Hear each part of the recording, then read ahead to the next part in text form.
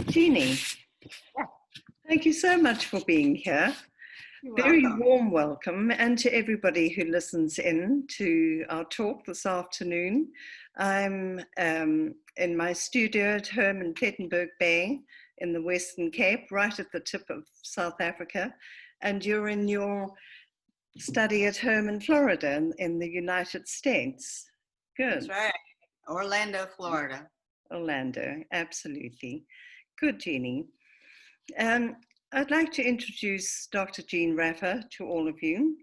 She is the author of several books and blogs, all of which provide nourishing food for the soul, because that's what her books are about.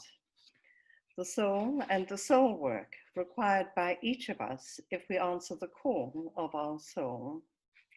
Jean's writings are underpinned by her extensive knowledge and study of depth psychology, much of it steeped in the work of Dr. Carl Gustav Jung, and includes her knowledge of mythology and world religions. Although she earned her doctoral degree in education and taught at the University of Central Florida for several years, her books and blogs all highlight the value of thinking psychologically and living spiritually. Her book, I've got it here, Healing the Sacred Divide, was given, can you see it? It's probably back to front, I suppose. What a pity.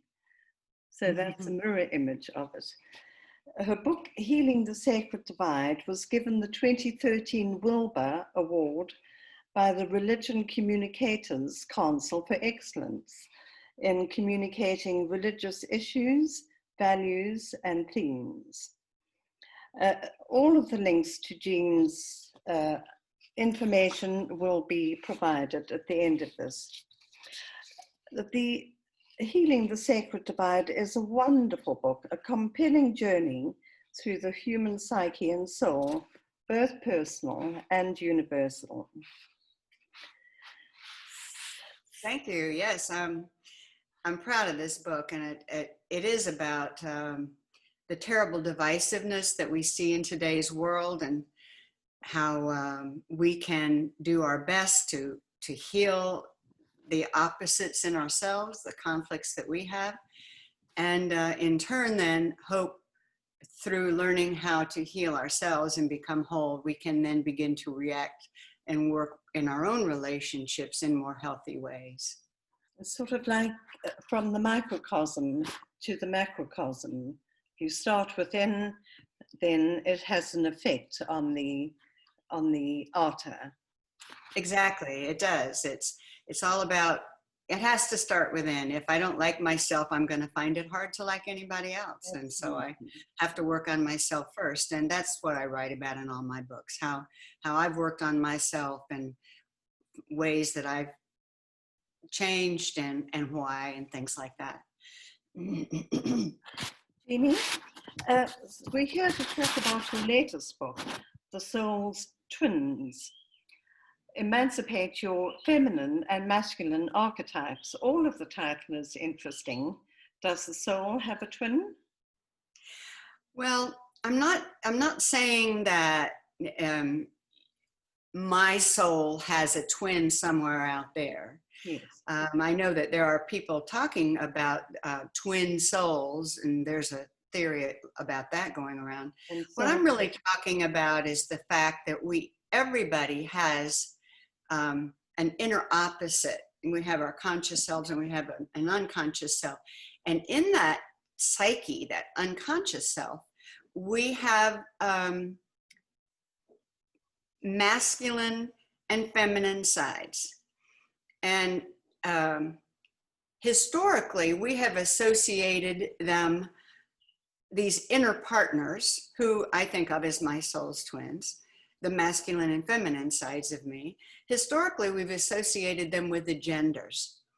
But this book is not about how the genders are different. This book is saying that everybody has a masculine and a feminine side, and they are our soul's twins, and we need to find ways to unify them within ourselves. Yes. I mean, if you think of the qualities of the feminine, who's nurturing, um, loving, and the masculine, just as an opposite, is aggressive, goal-oriented. But another side of the masculine could be assertive. And I could take that assertive quality into myself as well. Yes. And the way I've organized it, it is like a sort of a yin yang.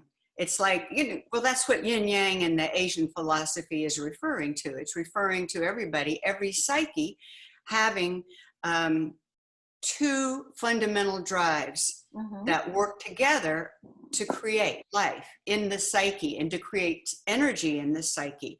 Just like in the outer world, we have those same north and south poles, and together they work to create the magnetic field.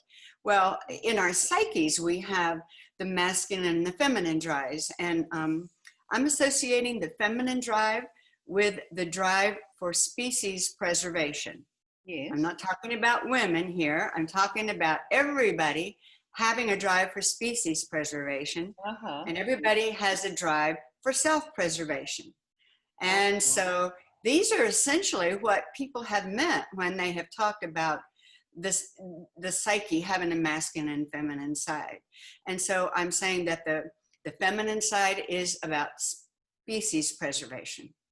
Yes. The masculine drive is about self-preservation. And when they work together, I've got both of them. No gender. You've got both of them. Your son has both of them. Everybody does. Yes. Yes. And those are what I'm trying to clarify in this book.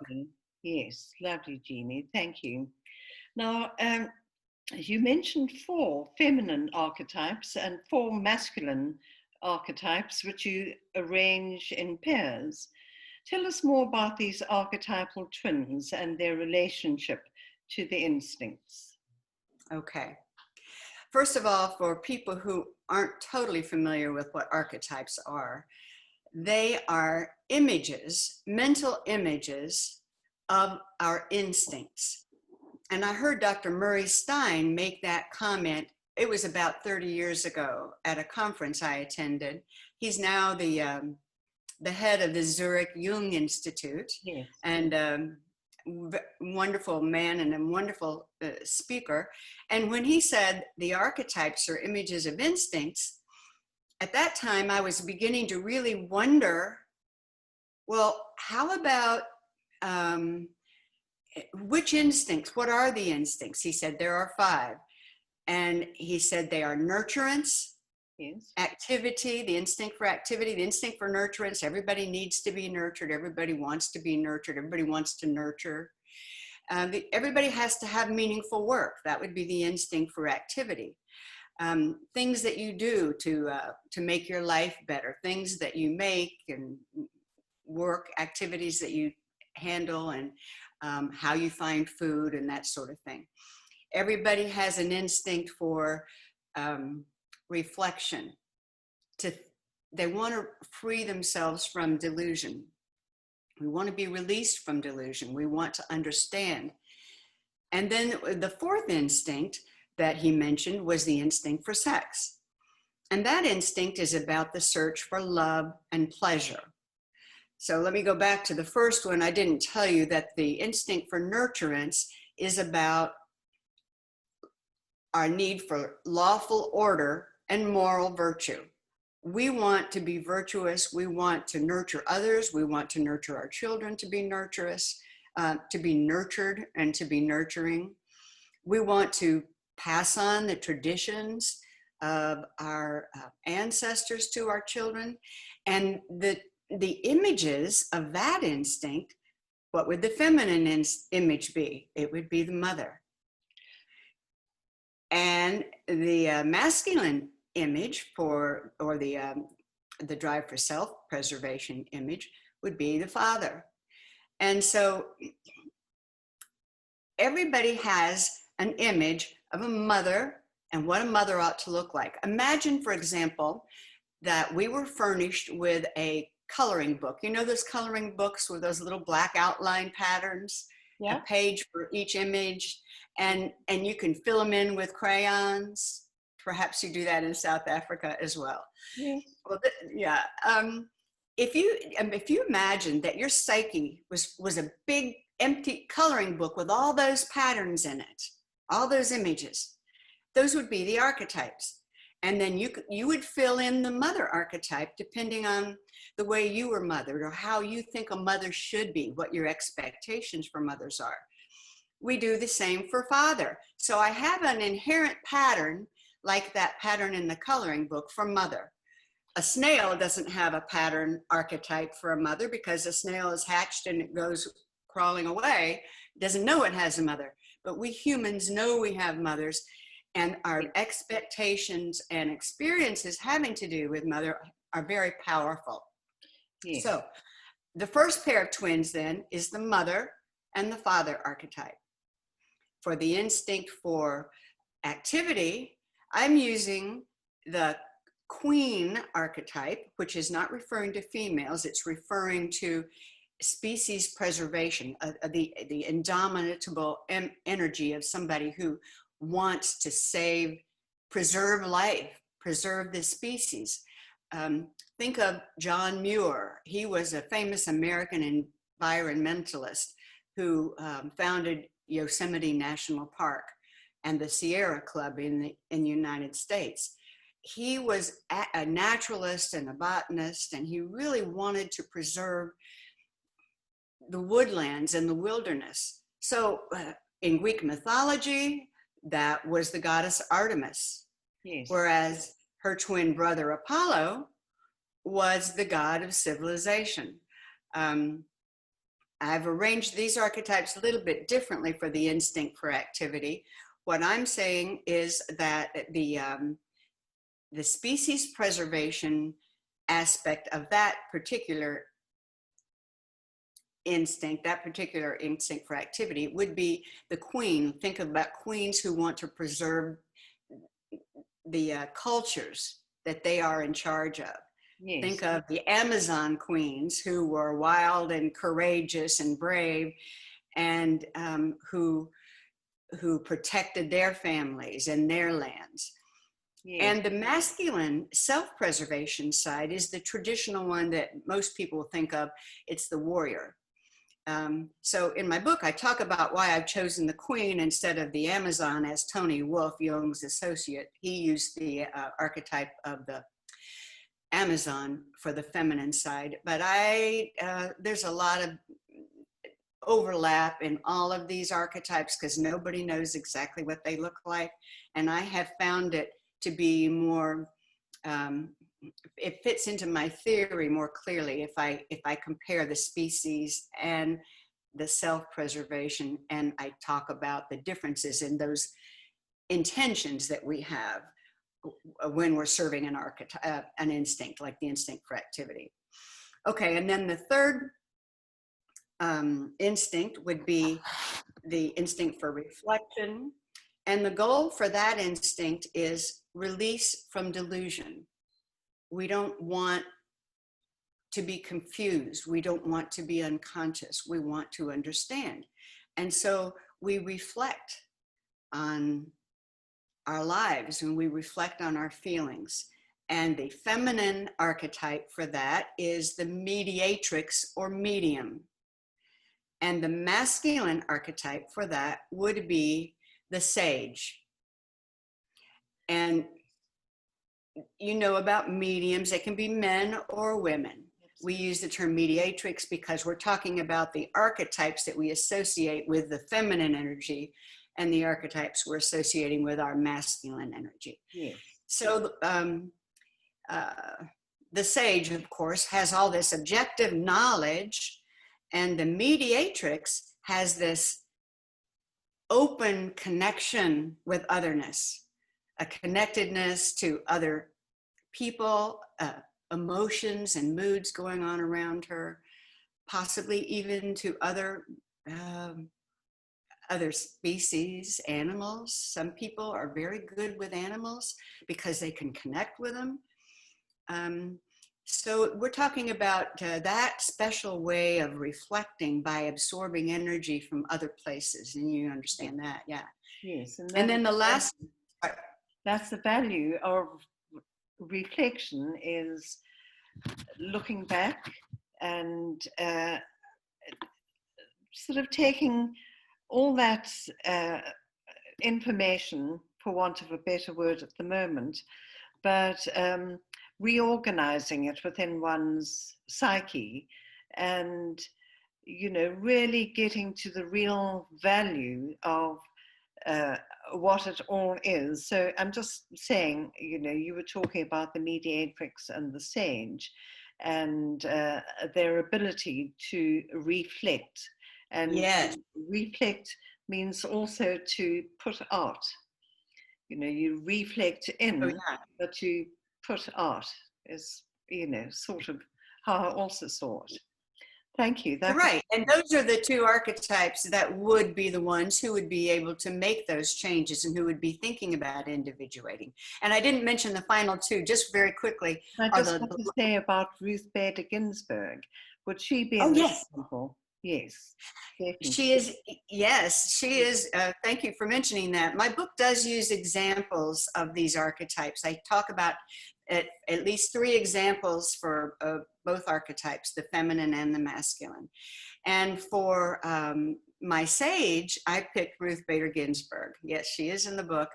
I'm so sorry she's not with us anymore, but I find her to have such a brilliant mind, and it was her brilliant knowledge and strategizing mind that was able to make huge changes on our Supreme Absolutely. Court. Absolutely. And then, mm-hmm. And that's what I sort of meant by the value of reflection, would be to also put it out in the world, as, for example, she did, or Carl Jung did, or, yeah. Exactly. And he's a perfect example of the mediatrix, Yes, the medium. I mean, he was listening to the inner universe, yes. and Ruth Bader Ginsburg was reflecting on what was happening in the world without. And between the two of them, I bet they would have enjoyed each other's company a lot, because they were two ends of the same spectrum, the willingness to think and reflect on life and Yes. learn. Mm-hmm. Yes, and then to put it out into the world. Jeannie, sorry I interrupted. No. You were going to say about another instinct.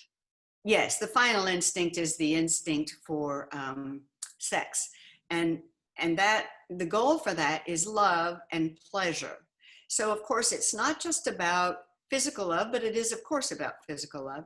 It's also about learning to find pleasure in who you are, learning to love yourself, and learning to love others.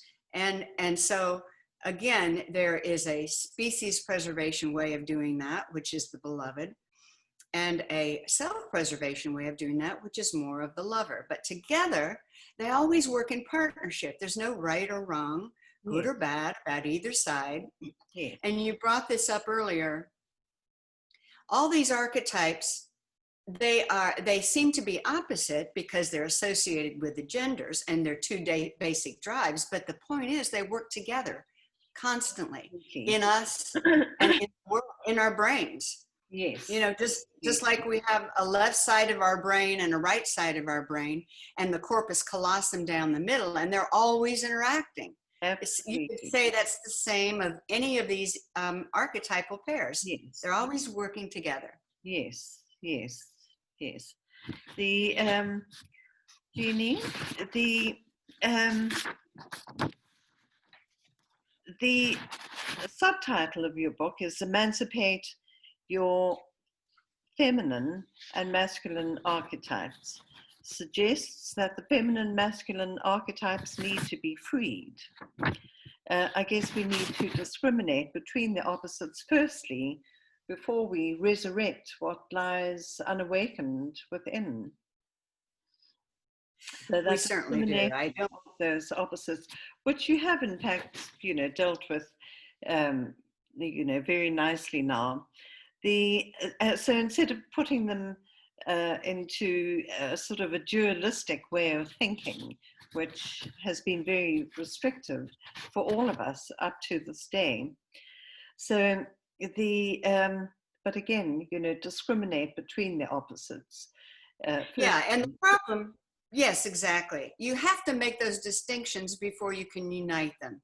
If you don't know that you have a sage and a medium in you, you won't recognize. If you just all focused on the sage's mental objective thinking and rationality, you could be having all kinds of feelings and emotions and issues in your life that have to do with your inner life that you don't even know about. You don't even know that you're sensing the mood of somebody else around you and that that's the source of your agitation.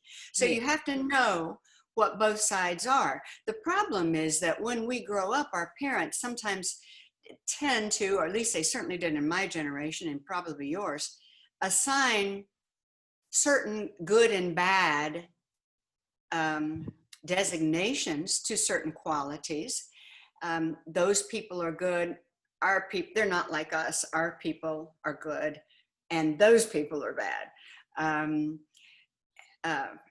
It's good for girls to be this way, but it's bad for boys to be that way. All those kinds of messages we get from our cultures, that good and bad designation really feeds in to that dualistic thinking. And what we have to do is realize feminine archetypes, masculine archetypes, women and men. We all have positive qualities. We all have negative qualities or shadow qualities. And we all have a full range of the same psychological qualities. And they can be used for pro-social purposes or for anti-social purposes, for not so good. And every culture has a different idea about what's good and what isn't good. Yeah. So that's why we have to understand, as you say, exactly, we have to make those distinctions before we can unite them. Yes. Sure. That dualistic way of thinking has been pretty detrimental to so many of us for so long. Jeannie, you often write about myths. What do myths have to do with archetypes? Well, okay, so you've got this coloring book in your psyche that you were born with all these patterns that are real patterns of energy in you. Yes. And all the images that you associate with these patterns, ancient early humanity would see these images in their minds. They would look around the world and they would see a mother nursing her baby. And then they would look at the moon and the amazing, supernatural, unbelievable awesomeness of having a moon at night. And then every morning the sun comes up again. And so they made up stories about this. Well, the moon is the nurturing mother because she's soft and her light is gentle. And they said, well, the sun is solar and his rays are penetrating. He's more masculine. So they made up these stories. And then they had sun gods and sun goddesses and moon gods and moon goddesses. And they varied from culture to culture. So Japan has a sun goddess called Amaterasu. Greece had a sun god or a sky god called Zeus. And Apollo was the sun god. So they associated the sun with masculine energy. And so it varies from culture to culture. But what I have found it useful to do in this book is talk about solar energy and lunar energy. And then that's, for me, a good way to distinguish between the masculine and feminine, because then we realize everybody has a sun and a moon. Every world has a sun and a moon. And we have those same energies that we associate with those. Yeah. And we also, as far as the myths are concerned, we project these archetypes, the mother archetype, onto a mother goddess. So for example, Demeter is the mother goddess. in Greek mythology. Aries is the warrior god. Yes. Aries is a warrior god. And we made up those stories about these gods and goddesses, but they came from our psyches because we have these archetypal energies there in the first place. Yes, yes, yes. Yeah, they're pretty thrilling, that's for sure. The Jeannie, can you tell us about the partnership profile that you've included in your book? Yes. Let me And I'd love to see your book. Won't you hold it up, Just? Well, yep, here it is. Can you see it? Beautiful, absolutely. But now when I held up your other book, was it showing correctly like your one is? Never mind. Well, no, that's lovely, Jeannie. Well, here's the thing. This was the previous book. Yes. Healing the Sacred Divide. And if I held and that up, it seemed to be back to front. Okay, never mind. Jeannie, lovely. And I see, yes. And now the soul's... Mine's backwards. Why is yeah, I don't know why. The soul's twins, won't you hold that again? It's so yours backwards. It is. It's a mirror image. I see what you've got. Yes. And there's no way I can fix that, but it is a mirror's image. And I love the color of the cover and the way it's made. It's meant to suggest we have sort of a conscious outer, conscious ego self and a sort of inner unconscious self, the darker, shadowy parts that we don't know about. And so we're meant to, in the book, realize that they're both in us. And we contain an outer conscious personality and an inner unconscious personality. And the heart, this is a little heart there that is meant to show that the whole point of this is to learn to love both sides and to learn to come to terms with them. And so the partnership profile you were asking about. Yes. I'll show, again, this is going to be backwards, but this is a self-assessment tool that you will find in chapter 2. And you answer the questions. It's similar to the Myers-Briggs, except that we're talking. I saw your one in there. I saw the graph. You know, I mean, I answered the questions, and on that curved graph with the one on top and the one, yes, that one. Yes. Yes. This one shows you where you are on the grid. If you think of this as say the feminine pole, and that's the solar pole and the species preservation, and if you think as the graph underneath as the let me see what it says here, as the self-preservation and the solar energy and self-preservation down below. Sorry, it's backwards, but you can figure out where you are on this graph in terms of your masculine and feminine archetypes. So you might have a spot right smack here in the middle. You might have a spot over this way just a little bit that you've got more dark ones on this. Let's see, this would be less lunar. This is from 1 to 20 at the top and 1 to 20 at the bottom. And so if you have total of 20 answers, if you had 4 at the top and 16 at the bottom, you'd be right over here on this side of the graph. And that would be the, it depends. If you got 4 at the top and 16 at the bottom, you were more on the solar side of the graph. So you have to, if you work on it by answering the questions, it tells you what the answers are, where your spot on the graph is, and then you begin to get an idea of exactly what the blend of the archetypes is within you. And then you can begin to work on the ones that you see aren't maybe as well developed and that you don't really understand as much. So you can begin to pay more attention. And the book does give examples of how to do that. Yes, yes, lovely. Now, what about the shadow side of archetypes? By doing the partnership profile, would we come to any understanding of the darker side of the archetype? I would imagine. Yeah, Yes, yes. Can you talk yeah. to the shadow side? Well, yes, every archetype, everything is sort of bipolar in that regard. Everything, the way humans are made. A tree has a sort of a phallic trunk, but it also has a sheltering nest, a canopy where birds' nests are. So you can think of masculine and feminine and light and dark as being just another pair of opposites. And so you have a bright you could say you have a bright shadow, a part of yourself that you don't know about, that's wonderful, that is full of untapped potential that you have, but you've never used it.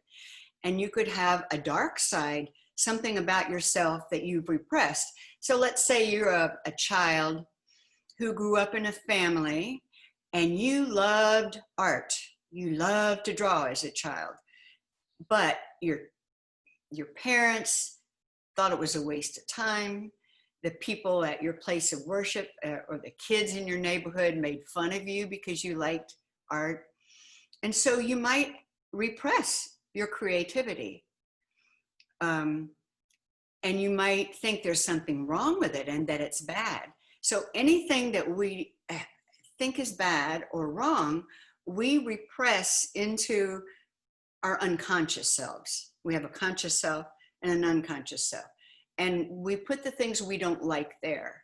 And if the things that we don't like that we've put there are very important to us, really, to who our souls really are, let's say you were born to be an artist. You have an amazing eye, amazing a sense of color and so on. And yet you aren't able to be an artist.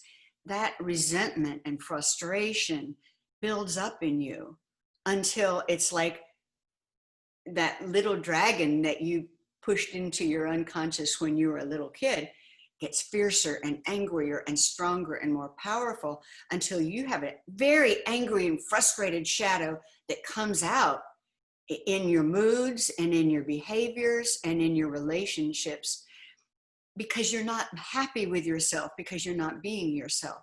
So the shadow is a part of us that we don't want to know about or we've just been ignoring. And we can do that with our archetypes. We can do that with, a person could do that with their mother archetype. They could say, I don't want to be a mother, not going to go there. And they could decide they're going to be strong and they're going to be a warrior. And I don't want to do the mothering thing, too much trouble. And they can get so tough, so obsessive about being the warrior that they have a shadow of negativity towards, towards the mothering aspect of themselves. Yes. Well, of course, one can be a mother in ways other than, giving birth to children and sort of be pregnant with ideas that need to be given birth to. About, if all of those pregnant ideas get repressed and not allowed to be birthed, then that would be the shadow side of the mother archetype, I would say. Exactly. It reminds me of a story about the grandfather and the grandson talking about good and bad, or a mother and daughter talking about the good wolf and the bad wolf.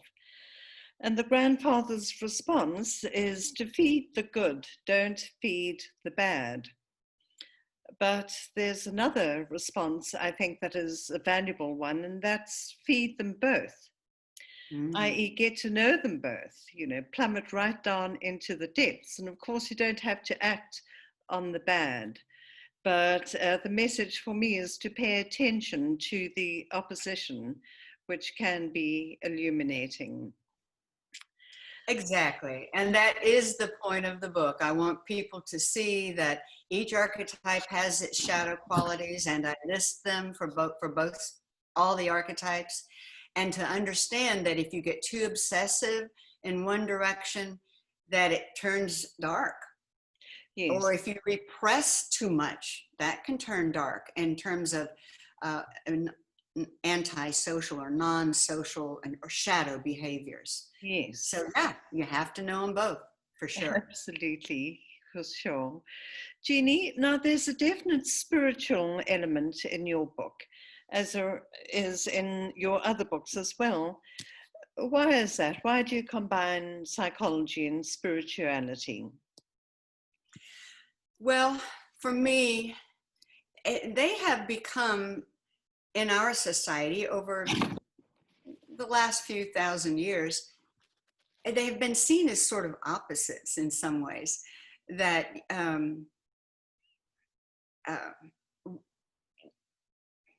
psychology is about woo-woo stuff on the inner mind that nobody knows about, but religion is, and religion thinks that may be about psychology, and psychology in colleges, you know, they have two different departments and they're totally separated, and Yes. they don't work together.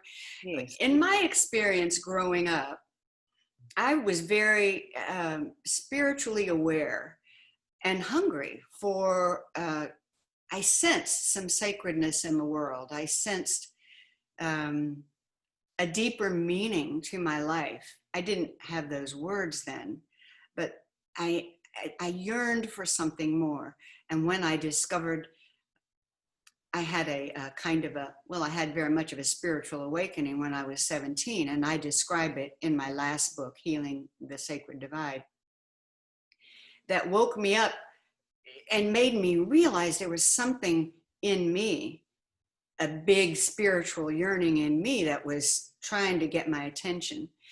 And so I began to read the Bible as a Christian, but of course it doesn't matter what religion you are, everybody has that same core of spiritual yearning. And Carl Jung tied that with psychology. He said, God is not just out there, God is also in here.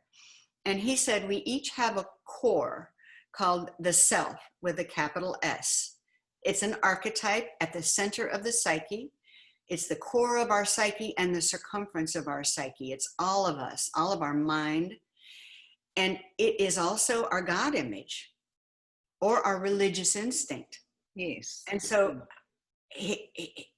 in other words, we are not just mind and psychology.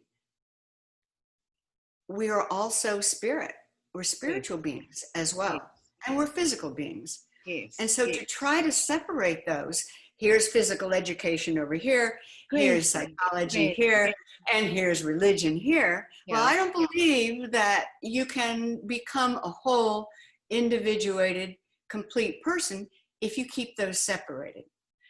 Yeah. So I believe you have to tie them together in your body and your mind and your spirit. And I don't think it's possible to be spiritually mature if you're psychologically immature.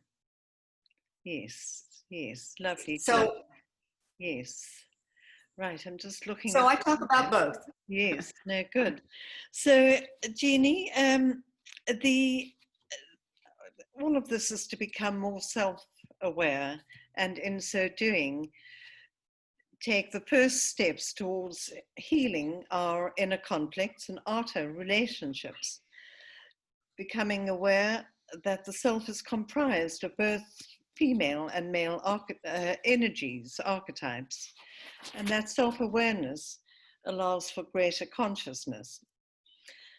So there's so much potential there, isn't there, you know, to influence within one's own small circle, and for that to be reflected out into the wider world. We're going to have to wrap up quite soon, but I want to, in a moment, read out a couple of reviews of your early reviewers. There were quite a few, so I've chosen two, but I also love the idea of giving birth to something ancient in a new time. And there seems to be a swing towards us, seeking and stretching into our far and distant and ancient past, so as to check out the dynamics of the then and how they still manifest in our contemporary lives. And Bishop Janet Sutherland, who was an earlier reviewer of your book, says it so succinctly. She says, Jean Raffa shows that we are not alone or lonely on our quest for wholeness. She details how the ancient archetypes manifest in our modern lives and how we can accept and use those archetypes for more fulfilling lives and relationships. That was such a lovely review. So, and as I know that you've been saying, you know, that by transforming ourselves, we can bring that art into the wider world. But before I read another review, Jeannie, do you want to say anything? Well, yes, I do believe, I know that our species is evolving. We are attaining more knowledge. We're especially acquiring more self-awareness, self-knowledge. And to me, the more we can open up to the world within, yeah, the easier it is to open up to the world without the other, whoever the other is, whatever the other is, another religion, another political party, another race, another species, another answer to a difficult question. And I think that what we have to learn to do is start creating inner dialogues with ourselves, between our conscious and our unconscious self, and accept what's really there. Pay attention to what's really there instead of having these ideals that I'm trying to conform to and things I've got to do. And pay attention to what's happening in here. pay attention. Pay attention. Be aware. Notice what's happening right now. You know, notice this moment and this connection that we have, this beautiful day here I'm having. You know, notice this and be grateful for it, and notice how I'm feeling, and then be aware of parts of myself when I'm feeling different than this. Pay attention to those feelings and admit to those. And the more we can stay open and sort of in dialogue with ourselves, the easier it becomes to stay in dialogue with somebody else, to really listen, to be aware of what they're saying. And the more we do that, the more we unite and create a new archetype that Dr. Martin Odermatt of the Zurich Jung Institute once said when I was there. There is a new archetype emerging in us now. We are evolving. And that archetype he called the couple. And again, he's talking about the psychic union between our inner opposites, our drive for self-preservation, our drive for species preservation, our conscious self and our unconscious self. And he is saying that the couple is an archetype of two separate entities, two human beings who come together, and in this space in between where they overlap, like this space in here, like the mandorla between two circles. Yes. In that space where the two circles overlap, they're meeting each other and they're interacting and they're dialoguing. And that is the only way that we will learn to love ourselves and each other. And that is the only way we'll ever have peace on earth. So the only way we're going to transform the world is by transforming ourselves. And this book is written for all the readers out there and all the viewers out there to help you know how to begin that transformation within yourself, so then it can spread to the whole world. And Yes. we each have to do that. Yes. If we don't, there'll never be any peace or love. The another early reviewer is a man called Randall B. Robertson, and he says Jean Raffer carefully charts a vision to neuter gender stereotypes and transform them into triumphant archetypes. So I'm thinking of the couple archetype, achieving ultimate union of the souls, lunar and solar twins. Here's a Bible to couple the nurture of feminine power with the heroic masculine journey, promulgating a oneness with the divine. She has crafted a 21st century roadmap for the soul. So, Jeannie, so that was lovely. I've much enjoyed this time with you. Thank you so, so much. And I'm sure that others who listen to it will derive a great deal of something very special from it. Enjoy the rest of your week. May November, which is looming, bring about the changes that are necessary.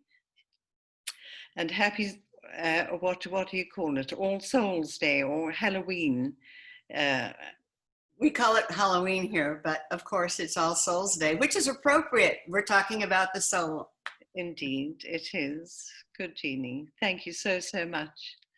Thank you, Susan. It was a real pleasure. I appreciate this interview so much, and I've enjoyed it very much. And it's wonderful to see you in person. Thank you.